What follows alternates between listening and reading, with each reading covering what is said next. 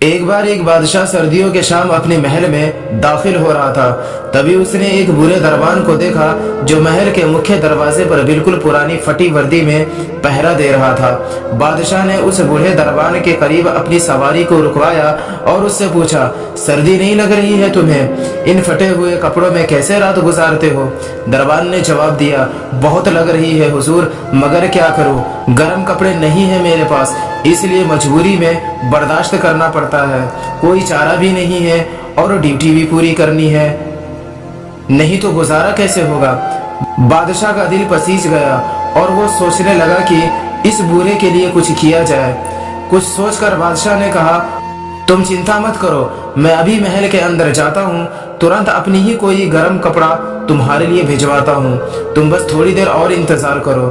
دربان نے بہت خوش ہو کر بادشاہ کو دل سے سلام کیا اور اپنی وفاداری کا اظہار کیا، لیکن بادشاہ جیسے ہی محل کے اندر داخل ہوا، وہ اپنی رانی اور بچوں کے ساتھ بات چیت میں الجھ گیا اور کچھ دیر کے بعد دربان کے ساتھ کیا ہوا وعدہ بھول گیا۔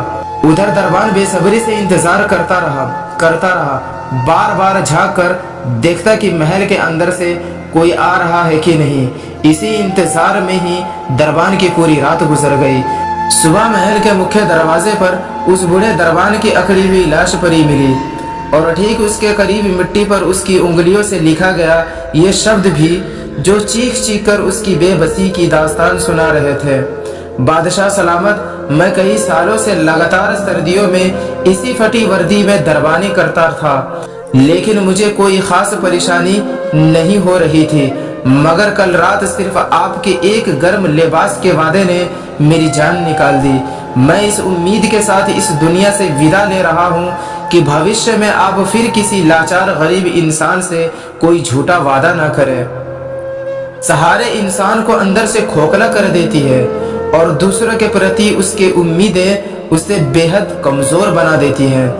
اسی لیے ہم سب صرف اپنی طاقت اور اپنے بل پر جینا شروع کریں، خود کی سہن شکتی، خود کی خوبی پر بھروسہ کرنا سیکھیں، کیونکہ ہمارا ہم سے اچھا ساتھی، دوست، گرو اور ہمدرد اس دنیا میں شاید اور کوئی نہیں ہو سکتا۔ یہ ہمیں ہمیشہ یاد رکھنے کی ضرورت ہے کہ زندگی تو اپنے دم پر جی جاتی ہے، دوسروں کے کندھوں پر تو صرف جنازے اٹھا کرتے ہیں۔